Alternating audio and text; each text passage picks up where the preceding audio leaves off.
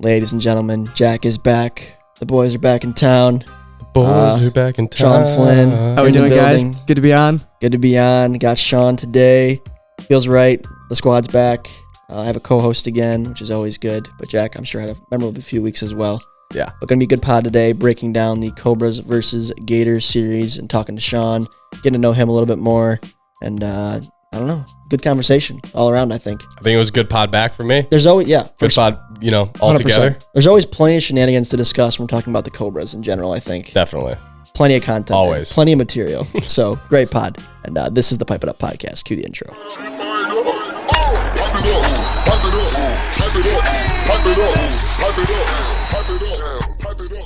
Ladies and gentlemen, welcome back to the Pipe It Up podcast, the official podcast of MLW Wiffle Ball. Jack, thanks for joining me today. I've missed you. I feel like I'm at home again. I feel like I'm home. It's been a while. Couple weeks. Where were you at? I just got back from my honeymoon 2 weeks ago in St. Lucia. So that was really Lucia. fun. How it was was a little delayed honeymoon that we had. Mm-hmm. Weather was great, very relaxing, a lot of beach time, pool time, some fun activities. So it was a really great vacation overall. Good. Yeah, Glad to hear that. Mm-hmm. It's good to have you back. I missed you. I felt like I was off my cadence. I wasn't the same. Yeah. It was tough. It's also some rushed podcasts and last second pods. Mm-hmm. So I'll take the blame if you guys thought the last couple episodes were lackluster.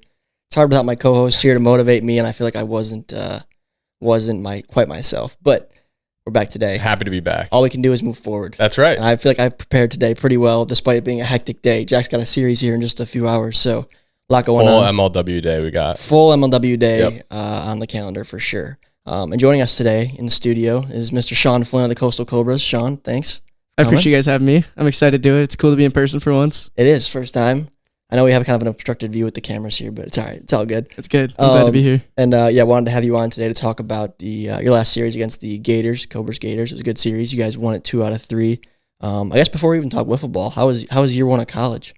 Good. It's actually year 2. Oh, year 2. I'm so you're a junior next year. So you're 2 years done. Yep. Got a house next year. Gonna be an upperclassman. Getting so old, man. I know. I'm excited for it. So Zerlag was the freshman. Yep. He's a year behind. Year 2. So you're getting into the thick of it in engineering now? Right.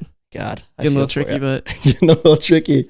Any what was that class that you talked about on the We Got Ice podcast? The turf turf restoration. No, I did not get Oh, you didn't get that class? You should take it. It's 2 credits. It's a great course. I would recommend I've heard good things, so it's a great course. I would definitely recommend it. But everything else, engineering core, nothing worth talking about too much on this podcast, I don't think. But overall, great series. And wanted to talk about it today with you. And I guess we got to start with I think the first impression that everyone saw in the video, which was the cowboy hats. I want to know, was that just purely for comic relief, or was there some deeper meaning there for the cowboy hats? Yeah, no, it's purely comic relief, nothing more than that. Drew simply just texted me, "Hey, Sean, cowboy hats ? And it was simply just for sure. For sure. Yeah, I think we didn't go too deep in the meaning there. Just trying to have some fun out there. We obviously take it a little less serious than some guys in the league, but we know we're there to play hard and mostly have fun. Obviously, we try to win, but yeah, we definitely make a mockery of ourselves sometimes just for the fun of it. Well, that's why we wanted to segue that kind of into the maturity of the Cobras, right, Jack? Yeah. I mean, there's always sort of that balance, right, of having fun, taking it seriously, right? You want to win. We're all competitive, but you do have to, be able to laugh at yourself and have some fun to play loose. But, overall, we've seen a lot of maturity. At least I think I've seen some maturity. We've talked about it on this podcast before. There's been moments, for sure. In moments. Yeah. But do you think that you've seen steps in terms of Drew's maturity, as a manager, as a player, or is it kind of hit or miss, inconsistent? No, I think... What's your overall take, playing for him? I think Drew Davis has been the same Drew Davis since I joined in 2019, and that's probably as good of a way I can put it. He's himself for sure. He, I don't know how to put it, but... he's a tough guy to describe. Well, yeah, he's a wild card for sure. Yeah. One thing I love about Drew is he's just always unapologetically himself. He's definitely himself out there. Which can sometimes be hard to do in our setting where it's there's always cameras on, you're playing in front of the camera, playing in front of other people. And you might want to try to represent yourself in a different way than you actually are, but there is something that is when you're authentic, it definitely shows through. And Drew is certainly that. You never know. Whenever you press record on a Drew Davis pregame interview or postgame interview, it's like, oh boy, buckle up. Wildcard. You never know if you're going to need to shorten it because he talks for 5 minutes, if you're going to need to try to get more out of him because he says 3 words and then just looks at you and you're like, is that it? It's the interview timer in the top corner was a pretty funny addition to the edit. I want to know, if say Drew were to win an Oscar, and would take the stage on live TV, would he be the guy that cut to commercial on, you think, or would they just let him go? Definitely could be. They'd probably have a guy like in the background giving him the the signs, like, hey, play the music, get it going. Let's wrap it up here. Wrap it up. But we try to let him be Drew as much as we can. I mean, we got to have some guys in the league like that. But I feel what I mean? We got to have someone show up with a cowboy hat on. I feel like totally, whereas like, okay, so like me and my filter at the Meadows is kind of like, it's pretty tight, Mm-hmm. And then you go to Drew's, like actual unfiltered Drew, it's like this. Yeah. We got to kind of bring him down to like right here. We kind of got to filter him just a little bit to get down to where we need it to be. I think the Cobras, though, and like we saw it last year, is overall as a team, I think they have a little bit of that where like, Drew and Sean kind of play more of the, like, we're going to just come out and have fun, like have some laughs. And I mean, then you have someone like Sawyer, who's like, he's like really into the game all the time, like taking it very seriously.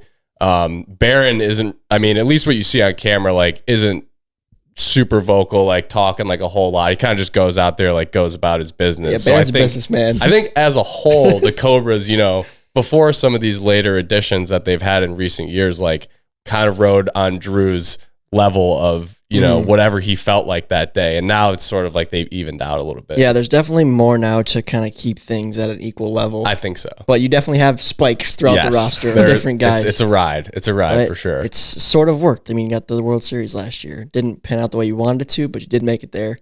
And now you guys are sitting at 500. But you did lose your first series against the Wildcats, and then you lost game 1 against the Gators. And I wanted to touch on Jorgie. Not here with us today. Yeah. But he's been, in my opinion, like a big surprise this year in terms of his pitching. He's been phenomenal. I don't know if you knew this, Sean, but in that first game, you guys went to extra innings, and he did not give up a hit, and it was all 12 outs were strikeouts. So it was 12 strikeouts in 4 innings. Is there something that like you can remember facing him that you could describe to the audience as to why he's been so good this year so far? For me, that's the first time I faced Jorgensen in a while, at least. Because I don't think I was at the series when we played him last time. So it might have been years then. Yeah, it's been a couple. Side of the league too. But then he does a good job of hiding his pitches for sure. Like you don't know what's coming, which is half the battle when you're at the plate up there. It feels like so you're almost guessing, and with the reaction time you have at the Meadows, it's pretty hard to pick up, especially with a guy that like disguises it as well as he does. Yeah, I do recall he's had his moments for sure. Yeah, he did win a World Series with the Gators, of course. I recall specifically a day. I want to say, hopefully this is correct, but I want to say it was 2021. We were fighting for a playoff spot that season. And it was us against the Gators, and I think we were both like, both our records were kind of dicey. And I was like, okay, I think we're better than them. We take care of business today. We clinch ourselves a playoff spot. It was like if we sweep them, we clinch the playoffs. If they sweep us, they get the playoffs, that kind of thing. But I was confident, and I remember just getting diced up for 3 hours. And I left that day, and I was telling everybody, I was like, I have never been pitched to that well in MLW in my life. And that was Jorgensen. That was a couple years ago, but I think we're starting to see flashes of that again this year so far. I will say from our series against the Gators in game 1, obviously we got shut out, but he walked. I remember he walked the first 2 batters, and I was batting third. So he walks the first 2 batters, and then he came up, and I'm pretty sure he just threw me 3 straight like dirty strikes. Yeah, and then he kind of settled in after. I remember that. Yeah, I remember Jack. That was ridiculous. Looking at me like, dude, like I don't think he threw a strike. Maybe like 1 strike in the first 2 at bats, and then came up and it was like ping, ping, ping, and I just sat down. That's the worst. But I agree with Sean. I think some pitchers, in our league have a bunch of different things that they can throw, but sometimes they make it more obvious than other pitches. And I think he does a really good job, like better than some other guys at keeping his pitches like hidden, like and his arm angles and arm slots too seem pretty like similar, and he can throw different pitches from the same ones. So I think that took me at least like a game, honestly, to kind of like figure out what I wanted to sit on. I think in contrast to that too, and this is something that's always tough for me, is he also throws kind of the same pitch from different arm slots. So like he has that like his signature kind of, I guess it's like a slide drop. I would say it's a slide drop. A slide drop. he can bring that like up top more, up here, and it comes more straight down. And as he moves across his body, it'll cut more laterally. Yeah. That's tricky. Yeah. It's hard to adjust. And the inconsistencies, like Jackson was throwing to me in our series against the Wildcats, that's what'll throw you off as a hitter, in my opinion. Speaking about myself. You're saying the same pitch from different areas, basically. Well, like when you're trying to sit on a pitch, right? But that pitch you're sitting on is sort of different every time. Yeah. It can get tricky. Yeah. That's just in my experience. Agreed.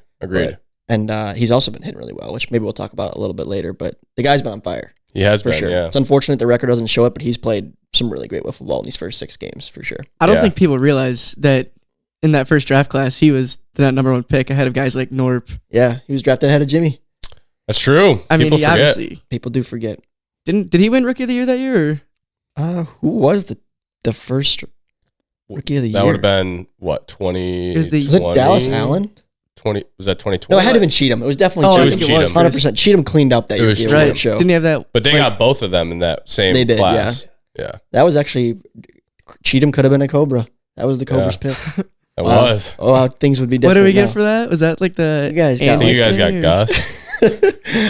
Well, okay, so you traded away your pick for a future pick, which ended up being Gus. Yes. Oh gosh. So that's a very infamous trade in this league. That is really. There's been a lot of them because it is tough in a league this small and like the talent levels being on such a wide skew of ranges. So like, yes, there's some trades in this league you look back and you're like, whoa, what happened there? But first draft, we didn't really know what to expect. I don't think Drew realized how good the players were going to be. Yeah. And so like things happen where you look back on it, it's like, what the heck? You know what we always joke about is Joey, my brother, in theory, I think got traded for Dallas Allen.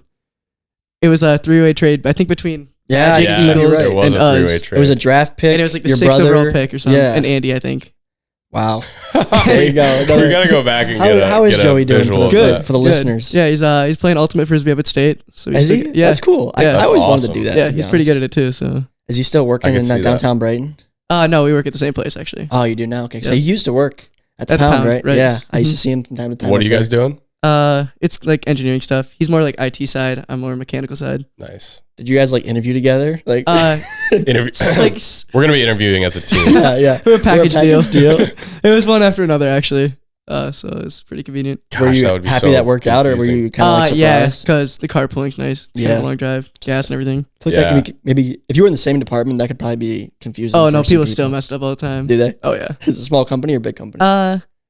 Well, like the plant itself is pretty huge, but the office isn't that big. Okay. So. Okay, that's kind of funny. That would be really confusing. I can see that being really confusing for some of your coworkers. Right. Yeah, especially for just one summer, like interns, that'd be kind of a pain for sure.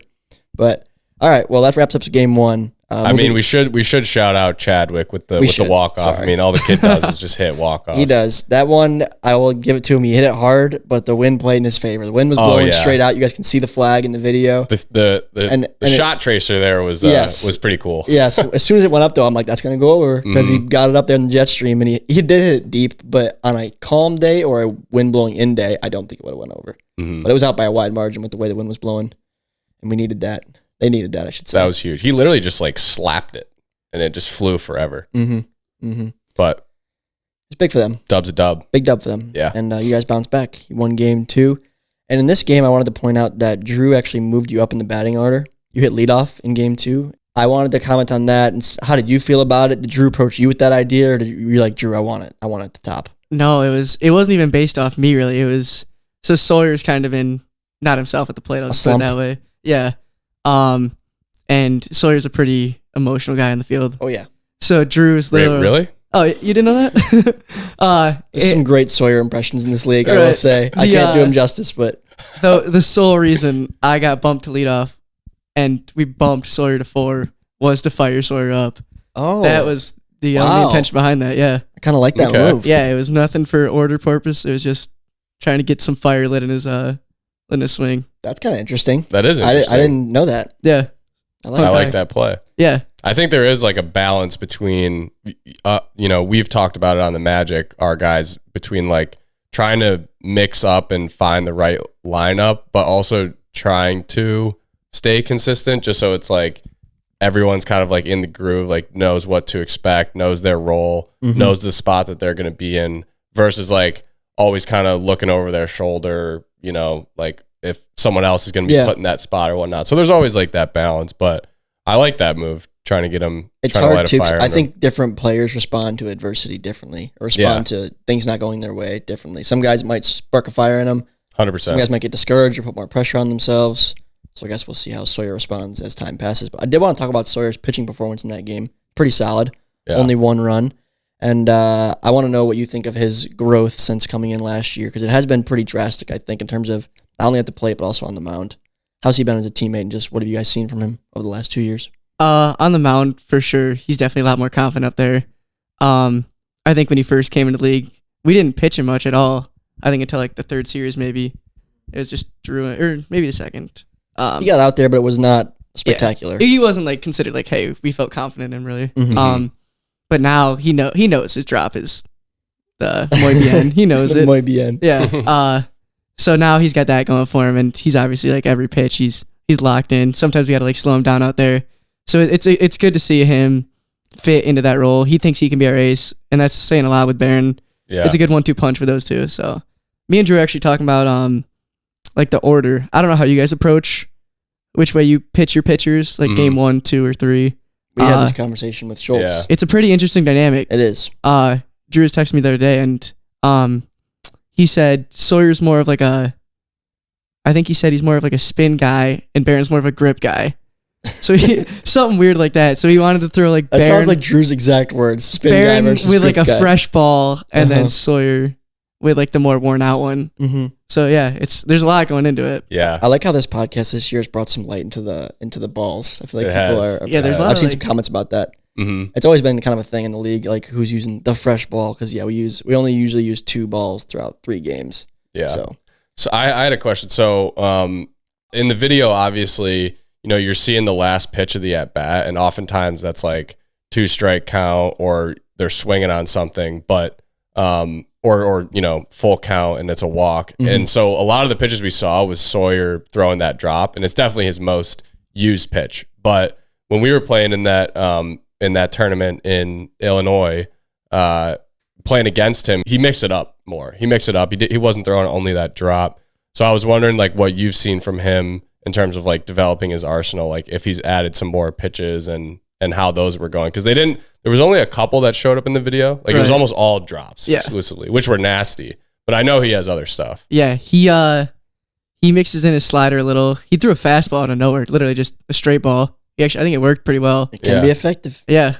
Expect the unexpected. But yeah, he's got a slider. He has a riser, but it's not too effective so far, at least. Mm-hmm. But yeah, Drew encourages him to throw that drop as much as he can, pretty much. Really? Yeah. Yeah, it's a tough one to hit. He trusts him a lot with it, and he says whenever he's 2 strikes, he believes in him. I mean, that was you back in the day, right? You were throwing that drop a lot. You were pretty much drop slider, right? Drop slider. Those were my 2. Was not enough diversification there, unfortunately, to last in this league. But I will say I did think, yes, most of the strikeouts were drops, and some of them were really good on that particular day. I think he may have got a hitter or 2 on a riser, on the in on the hands a little bit, which I thought was pretty cool. For strikeouts or just in the middle of the count that we didn't see? It may have been a strikeout or 2. I'd have to watch it back again. But he's definitely making an attempt to continue to mix it up. He has like a slide drop he works with, a slider, a riser.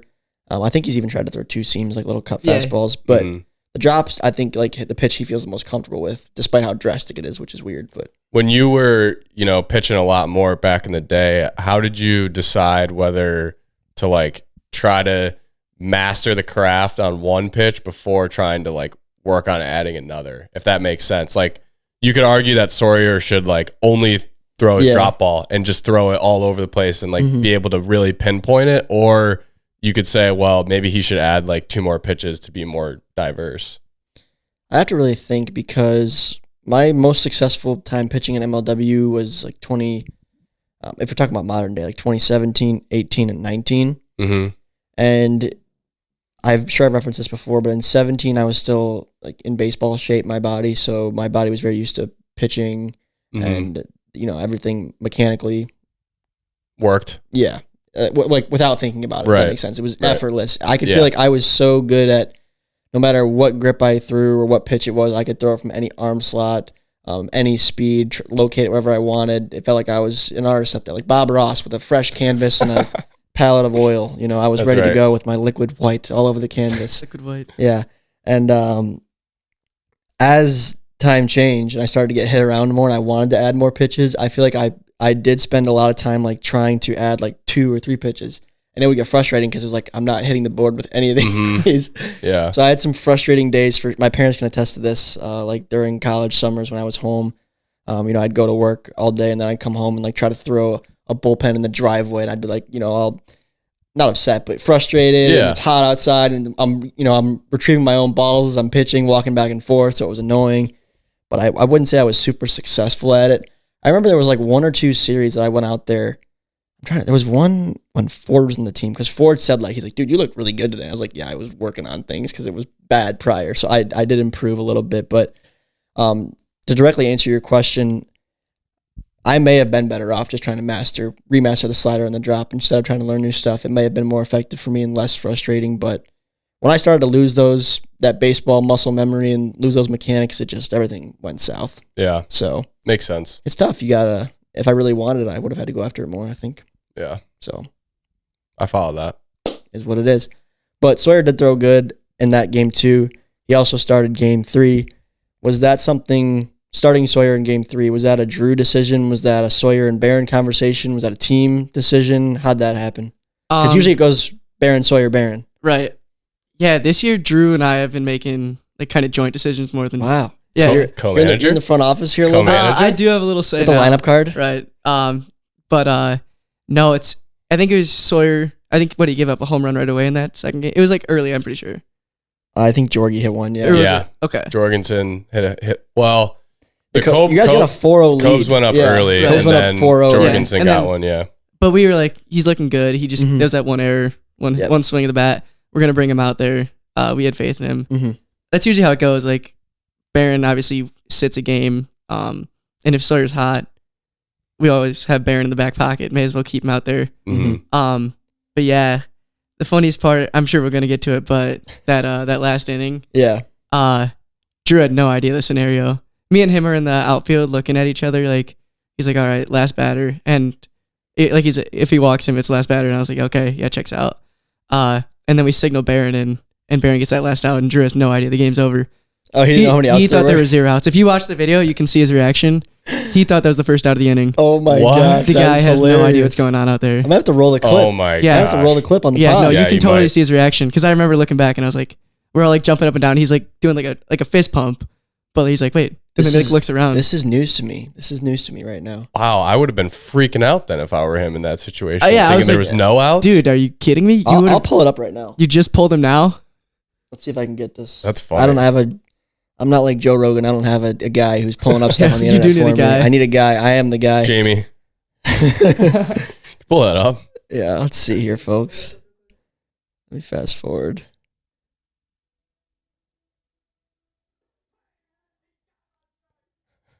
Where's Drew? He's just walking in. He looks shocked. Oh, look at him. Look at him. He's holding the 0 up. Did you see him? I think he was holding a 0. I want to play that back again. Oh, he has no idea. I swear he flashed up a 0 for a second. I want to watch this one more time. Sean, You and Barron are Sean, I just think so you high. knew. I think Oh, for you sure. definitely knew. I thought I saw Drew hold up a 0. He does. Right there. Yeah, he goes Look at 0. this, yeah. No, he literally goes, I thought there were He 0 holds up outs. the bagel. I thought there were 0 outs. That's classic, dude. I Oh, did not That's know not that. man. like, you think we would have let this guy go if he had no outs and he walks like 6 straight guys? Well, maybe that's why a little co-management situation is a good idea. I would have been sweating. I think it truly is. Well, you guys are both playing too, but I think it truly is, especially for a guy like me who's like also involved in the production. You need a second brain, Yeah. because your brain can get clouded, Yeah. and it's stressful. You need another guy. So I know Agreed. you and Drew are both playing, but even just having a second voice of reason Yeah. and trusting that person can be helpful. So I'm glad. Agreed. Oh my God. Well, That's so I crazy. wanted to ask, what I was thinking while I'm filming and watching it back earlier today was, did you guys wait too long to pull out Sawyer? Because I think you should have done it one batter prior. Because if Barron did walk the first hitter, then he had no margin for error. One walk would have tied it. Yeah. I think Right, having and he's two coming in batters would have cold, been- too. Exactly. I mean, Which the is guy's always- he's cold-blooded. He made it happen, but The thing, who Well, he was that had last one batter? walk, though. They won I 6-4. think it was Chadwick at the last batter. Yeah, I think Jamie, pull that up again. because Jorgensen, Yeah, it was- he was putting the ball almost It's every at chatty. bat. That was Chatty. I don't, He had one walk to give. He had one to get. Right, That was yeah. it. but then a hit and it's pretty much over. Right. Yes. Jorgensen, I almost wanted to bring in Behen for that because Jorgensen was hitting pretty much every ball. He was, yeah. I don't see, like, no one puts the ball in play that much nowadays. Yeah. But Sawyer also, he's like one of those guys. He's like, Drew, I got it. I'm staying in. Was he pretty upset when he got pulled eventually? No, after that, he like knew he should have been yanked. Yeah. But he like before that, he wouldn't have wanted it at all. Was that like, how did you feel in that last inning? Because I feel like we have been critical of the Cobras before on this podcast. Of sort of like having a lot of people we have of having those kind of like blow up innings for lack of better words. But I think last year you guys mostly minimized that. Like you sort of wiped that out of your game, and then watching this video, it was kind of like, oh man, is this like we've seen this before.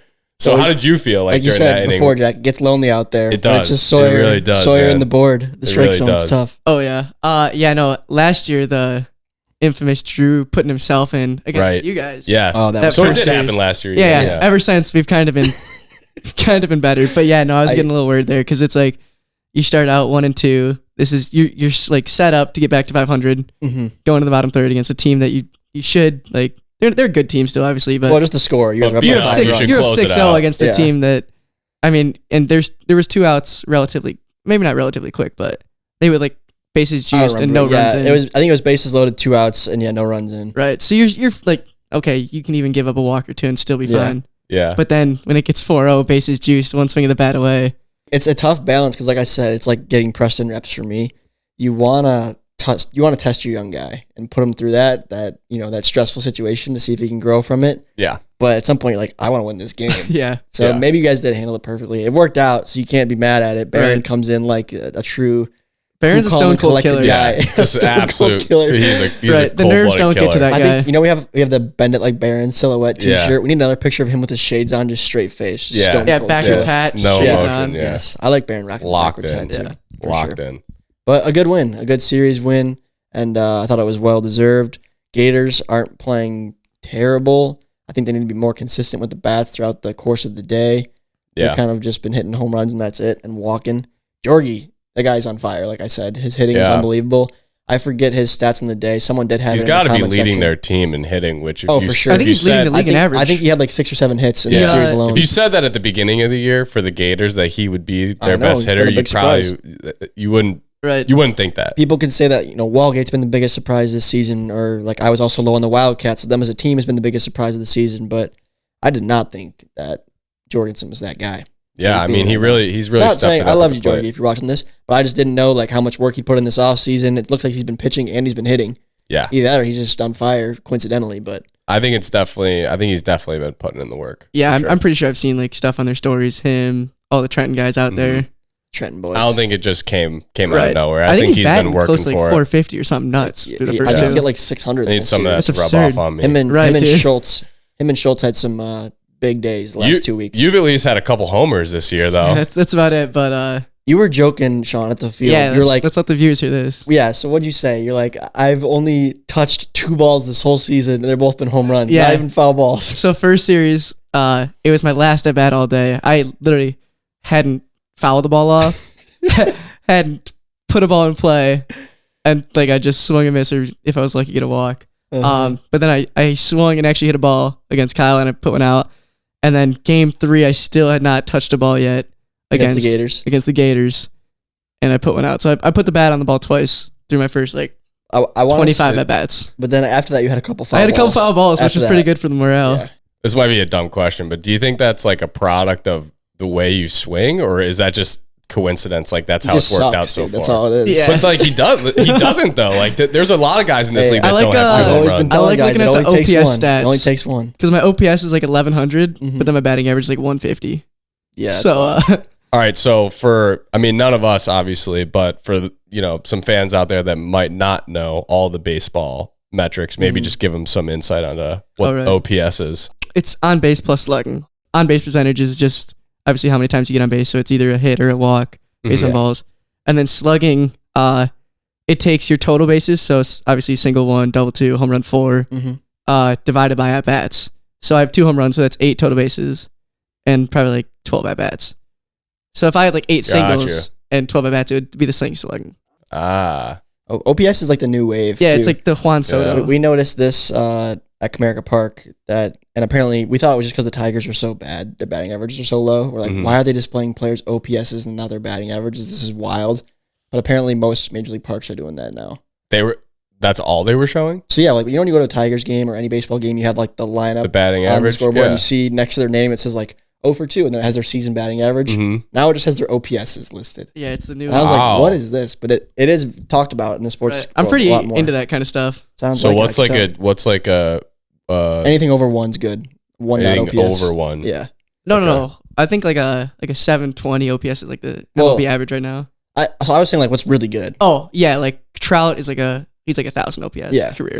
Yeah. And he's like one of the best. Got you. I wonder what my OPS is. It's the modern day metrics. It really is. It really is. I know I haven't had a lot of hits, but have you checked out the OPS here? Well, I was telling Davenport, talking about myself, you, it really, difference between a good day and a bad day, it only takes one, maybe one or two. Game of inches. It really is. They say football is a game of inches, but so is wiffle ball. Football's not You're even playing with like a 3-inch bat. Millimeters, bro. Yeah, you got to go metric that's system true. to talk about these kind of things. That's true. It's tight, but you got to be happy with the result, I guess, at the end of the day. Sean, there was some fans that I saw commenting, might have been on your first video. They're like, everyone talks about Norp doing this and this tradition and the bat flips, but they're like, one of my favorite MLW traditions is Sean Flynn getting walked and just setting his bat down. Yeah, I did see that comment too. And I was looking for it in this video, and I did notice you doing that now. Yeah, but I didn't know that I did that until I saw that comment. I didn't really know. I didn't think anything of it. Right. I noticed it. I don't know where else I'm going to put it. Yeah. It's better than having someone else have to run after it. You know what I mean? No, it's the worst when someone in front of you just takes it and chucks it a mile away. Yeah. Like Drew when he hits a home run. Oh my gosh. I like the shot of I was like filming where the ball was flying into the outfield and Drew, like you see us come through the camera angle and he just whips the bat a mile. Yeah. That was perfect footage. Yeah, but since I saw that comment, I think I'm going to really emphasize it from now on. I'm a big walk guy too, so I got to have something. That's what keeps the OPS high. OPS, baby. I'm an OPS guy. OPS. Hit a dinger every now and Average then. Average out OPS in. Come on, it's modern day. It's all about wiffle, getting dingers. I mean it really is though. Like getting on base and hitting home runs. Kyle said too, this was after your first home run, but you guys were, I forget what it was, but Kyle's like, this is about the time of the day. It's like late in game 3 where it's like where Sean Flynn just hits a meaningless home run, which is kind of rude, but you have had moments over the years like hitting late. You're a late series home run guy. I feel like it takes you a couple of games to get warmed up for the day. Dude, I'm always I want to know Sean's percentage in home runs in games 2 or 3 versus games 1 in his career. Someone, come on. There's got to be some stat head out there. Run the numbers, man. Run the crunch numbers. Them. Can you crunch them again? Crunch. Anything? No. If you know, you know. But yeah, great series for the Cobras. Cobras fans got to be happy. There's one more thing I wanted to talk about today. We're okay on time. Being the NL versus AL debate. I don't know really what the fan consensus is on this, Jack. I don't know what your consensus is on this. Yeah. I know the guys in the NL, we'd like to think that the NL is the better side. And in the power rankings, Diamondbacks and Mallards were 1 and 2 this year. But right now, as it stands, the Diamondbacks won their first series. So they're 2 and 1. The Eagles were 1 and 2. And then now Mallards are losing record 2 and 4. And so are the Gators at 2 and 4. So you currently only have one team in the standings in the NL with a winning record. But on the AL side, you have the Cats that are 5 and 1.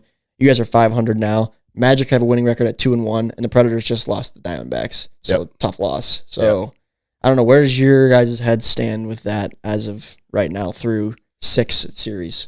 Yeah, well, I guess I would say I think the Magic in our first series won the battle of the bad teams from last year. Like it says in NCAA 14, there's like 2 cellar dwellers battling. So we won the battle of the bottom there, and the Cobras were also able to obviously push through against the Gators, but I think the Wildcats sweeping you guys says a lot because obviously I wasn't here to talk about you with that on the last podcast, but I think a lot of people, a lot of fans, even people in this league probably were picking the Mallards to either win the NL or even win the World Series. I think you guys have had a lot of people pushing for you this year and are thought of to be, in that upper tier in the NL. But for the Wildcats to sweep you guys, I feel like that says a lot because I don't think a lot of people, including yourself, had the Wildcats being at the top of the AL this year. So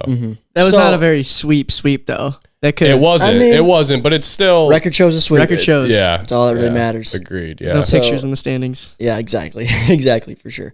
So I'm curious for your fan feedback on that AL versus NL thing. Despite All-Star game results and power rankings, where do you guys think the more talented teams lie thus far? As we're getting into the middle of June here, starting to get into the thick of things a little bit. We are. So starting to get in the heat. Starting to get in the heat. Yeah, if I could chime in on that real quick about, I think with the league having so much parity, probably now more than ever, with all the new talent coming in and everything, it's almost who has the top 3. Because when you make playoffs, anything can happen. We saw that with Diamondbacks last year. So it's who doesn't have the worst team. Right. Okay. If that makes sense to you guys. That makes sense. Because you get in the playoffs, anyone can win a series at the Meadows any day. Yeah. It'll be interesting to see, once we kind of get into more, I guess, inter-division play. Like, we have only played the Gators. We're playing the Predators today. So it's like, we'll see how that series goes, I think, before we can really start saying. No, that's very fair. Very fair. Anything too conclusive. Okay, fair. Let's not jump to anything. Let's not jump the gun. Let's not rush. We're not in any hurry. No, we're just getting started. Yeah, okay, good. Let's move into this week's comment of the week, and we are giving a shout out to Bronx Prince this week, and he says, when you think of one of the best players in the league, Sean Flynn doesn't come to mind. But for many years, he's been a consistent player that has pop in the bat and always delivers in Game 3. And in Game 3, that hurdle was crazy. This guy is really good despite one hit only. I feel like he was good all series. Glad to see Sean getting some love in the comments. I appreciate that. What's his name? Bronx. This is his YouTube name. Appreciate that, Bronx. A1 name. You get enough love, Sean? Better comment. I don't know. He's kind of a veteran now. What do you? It's kind of weird that I'm like, because when I think of like the word veteran, I think of obviously you guys, Kyle, Dan. There's a lot of veterans now. I guess I was like pre-draft era, so that almost qualifies me. What year did you join the league? Do you remember? I think it was 19. Okay. I think so. How did you join the league? Oh, this is actually this is a good topic. Because I knew your brother. I never knew you. Yeah. Sports marketing class, high school. Me and Drew Davis sit next to each other. Sorry. Random. Yeah. I'm just kidding. Drew always catches strays. He always catches strays on the Pipe It Up podcast. Sorry, Drew. Bro, it never fails. Yeah, no, it was just like a random day. He's like, Sean, you used to play baseball, right? I was like, yeah, why? He's like, played a little ball in high school. I think that was when was Hopman on the Cobras too? Oh yeah. I think it was when Kraus and Hopman were heading out, and he needed some spots to fill. Drew was looking to fill some. Yeah, and this was obviously some young guns. Yeah. This was obviously before the legue became like draft. You can't just pick up anyone out of nowhere and hey, did you play baseball? That's literally how it was. Hey, it was you never know. It was like before we had all the draft and stuff. It was like the hallways of Brighton High School. Oh yeah, like, you were scouring. You played some ball. You played ball, right? It's like the scene in Moneyball. He's like, you played a little t-ball as a kid, right? You're the new head scout. Congratulations. Much like that. But I'm glad to have you. Glad Drew got you. Yeah, no. My rookie year was my best year by far. Ryan Flynn, the older Flynn, guys, the forgotten Flynn of MLW, I guess. He never played, right? No, I think he was offered at one point. And that was the one I knew. To play with like Stahowski. Was he in the league? Stahowski, yeah. I was actually with those guys last night, and your brother came up. Yeah, I met someone who knew your brother. It was funny from GV. That's funny. But I will be honest. I knew because Ryan was in our grade, right? Below. Ryan was one grade below, so I knew Ryan, and then I knew you guys from the league. But there was a gap there where I did not connect that all three were related. There was. That's funny. Yeah. That is so funny. I have to admit that. But. Is that it? Just you three in the family, or is there more? I have a sister too. Younger? Older. Older than all you guys? Or yep. Okay. How old is she? 25 now. Okay. So I guess there's another forgotten Flynn that I never even met before. I don't think I've met her either. 4 Flynns? Haven't had the pleasure. I haven't had the pleasure. Oh, that's funny. It's a full crew. It is a full crew. We should have got Ryan out here, I think. Ryan, was he lefty, right? Yep, all three of us, me, Joey, and Ryan. Maybe Ryan needs to enter the draft class next year. We could have a team of just Flynns. Right. Ryan always cracks jokes because we used to play wiffle ball all the time in our front yard, and obviously I was like 3 or 4 years younger. What's he doing right now? What's he up to? He's accounting up in Grand Rapids right now. GR? Yeah. Well, we got other guys commuting from GR. Right, yeah. Could he hold his own in the wiffle ball? Was he jealous because he knew he was better than you? He's probably like in 7th and 8th grade now. He's like a 4th or 5th grader. Right. So he's like, oh, I used to whoop on you guys. I was like, yeah, well, you're like... Yeah, but dude, come on. I'm like prepubescent. But he's like, yeah, if I joined the league, I would put up numbers. Maybe I just realized that Ryan could be a lefty arm in this league. We don't have many lefties. Jonah Heath, that's pretty much it. I was back in the day. And then, yeah, you used to sling it a little bit. You used to throw a slider. Right.